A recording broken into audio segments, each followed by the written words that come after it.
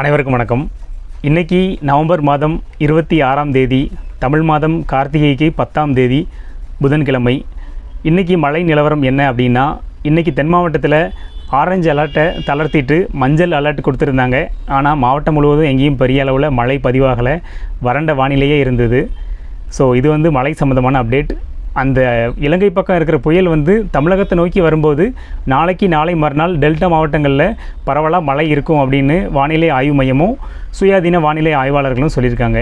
இது மழை சம்மந்தமான அப்டேட். இப்போ நாம் பிற செய்திகளுக்குள்ளே வந்துடலாம்.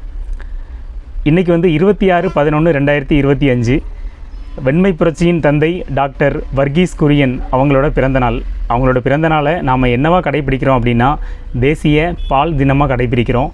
பால் அப்படிங்கிறது நம்ம வாழ்க்கையில் ஒரு இன்றியமையாத பொருளாயிட்டு, அது சின்ன குழந்தையிலேருந்து வயசானவங்க வரைக்கும் டெய்லி ஒரு டம்ளர் பால் நம்ம குடிக்கிறத வழக்கமாக வச்சுருக்கோம். அந்த பால் ஒரு டம்ளர் எடுத்துக்காட்டி கூட அதை டீயாகவோ காஃபியாகவோ கண்டிப்பாக எல்லாரும் ஒன்றும் சொல்ல முடியாது, கிட்டத்தட்ட ஒரு 99% எல்லாருமே ஒரு காஃபி டீ இன்றைக்கி கண்டிப்பாக நாம் குடிக்கிறோம். இன்றைக்கி தேசிய பால் தினம். அடுத்த செய்தி என்ன அப்படின்னா, இந்தியாவுக்காக புதிய 5 நாட்டு தூதர்கள் நம்ம ஜனாதிபதி திரௌபதி முர்மு மேடத்தை சந்தித்து பேசியிருக்காங்க. அவங்க எதுக்கு சந்திச்சிருக்காங்க அப்படின்னா, அவங்க அந்தந்த நாடுகளுக்கு புதிய தூதராக நியமிக்கப்பட்டிருக்காங்க.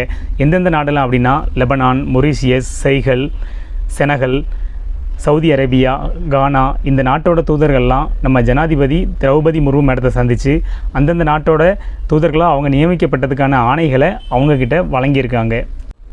அடுத்த செய்தி என்ன அப்படின்னா, கோயம்புத்தூரில் ஒரு உலகத்தர செம்மொழி பூங்காவை நம்ம தமிழ்நாடு முதலமைச்சர் மு.க. ஸ்டாலின் அவங்க திறந்து வச்சுருக்காங்க. கிட்டத்தட்ட ஒரு 208 கோடி மதிப்பில் இந்த செம்மொழி பூங்கா உருவாகிருக்கு. 45 ஏக்கரில் இந்த செம்மொழி பூங்காவை கட்டி அமைச்சிருக்காங்க. அடுத்த தடவை கோயம்புத்தூர் போகிறவங்க இந்த செம்மொழி பூங்காவை கண்டிப்பாக பார்த்துட்டு வாங்க. அடுத்த செய்தி என்ன அப்படின்னா, திருவண்ணாமலை கார்த்திகை தீபம் டிசம்பர் 4ஆம் தேதி கொண்டாடப்படுது. அதுக்காக சிறப்பு பேருந்துகள்லாம் தமிழ்நாடு அரசு போக்குவரத்து கழகம் சார்பாக இயக்குறாங்க. நீங்கள் கார்த்திகை தீபத்துக்கு போகிற மாதிரி பிளான் வச்சுருந்தீங்கன்னா, தமிழ்நாடு அரசு போக்குவரத்து கழகத்தை நீங்கள் தொடர்பு கொண்டீங்கன்னா அவங்க உங்களுக்கு என்னென்ன பேருந்துகள் எப்பப்போ இயக்கப்படுதுங்கிற தகவலை அவங்க உங்களுக்கு சொல்லுவாங்க. அடுத்தால பாரத பிரதமர் நரேந்திர மோடி அவர்கள் ஒரு விஷயத்தை சொல்லியிருக்காங்க. என்னென்னா, தமிழ்நாட்டில் உத்திரமேரூர் கல்வெட்டு இருக்குது. அது 1000 ஆண்டுகள் பழமையானது. அந்த கல்வெட்டு நமக்கு என்ன சொல்லுதுன்னா, ஜனநாயகத்தோட பிறப்பிடமே இந்தியா தான். இந்தியாவில் ஜனநாயக ரீதியாக ஆட்சி நடந்ததை அந்த கல்வெட்டுகள்லாம் உறுதிப்படுத்துது அப்படிங்கிற ஒரு செய்தியை குறிப்பிட்டு ஒரு விழாவில் பேசியிருக்காங்க. அடுத்தால ஒரு உள்ளூர் செய்தி. உங்களுக்கு டிராக்டர் ஓட்டணும் அப்படின்னு ஆசை இருக்கா? உடனடியாக திருநெல்வேலி புதிய பஸ் ஸ்டாண்டு பக்கத்தில் இருக்கிற இயந்திர கலப்பை செயற்பொறியாளர் அலுவலகம், அந்த அலுவலகத்தை நீங்கள் தொடர்பு கொள்ளுங்கள். அங்கே செயற்பொறியாளர் திவ்யநாதன் சார்னு ஒரு சார் இருப்பாங்க.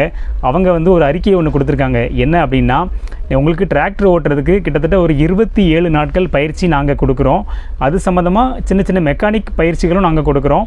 நீங்கள் தேவையான ஆவணங்களோட இந்த அலுவலகத்தை தொடர்பு கொண்டீங்கன்னா, உங்களுக்கு டிராக்டர் ஓட்டுறதுக்கு பயிற்சி எப்படியில் அந்த பயிற்சியில் நீங்கள் கலந்துக்கணும், எப்படி டிராக்டர் ஓட்டணும் எல்லாத்தையுமே அவங்க சொல்லி தருவாங்க.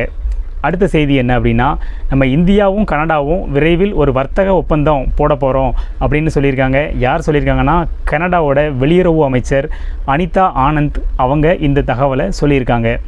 அடுத்து நம்ம மாண்புமிகு உச்சநீதிமன்றத்தில் 2 நீதிபதிகள், ஒன்று மாண்புமிகு நீதியரசர் விக்ரம்நாத், சந்தீப் மேத்தா, இந்த அமர்வில் இருக்கிற நீதிபதிகள் என்ன சொல்லியிருக்காங்கன்னா, காவல் நிலைய மரணம் நம்ம அரசு நிர்வாகத்தின் மீதான கரை. ஸோ அது நடக்காமல் பார்த்துக்கோங்க அப்படின்னு மாண்புமிகு உச்சநீதிமன்ற நீதிபதிகள் சொல்லியிருக்காங்க. அடுத்த செய்தி என்ன அப்படின்னா, இன்றைக்கி ஒரு முக்கியமான நாள், பால் தினம் சொன்னேன். அதே மாதிரி இன்றைக்கி நவம்பர் 26 இந்திய அரசமைப்பு சட்ட தினம்.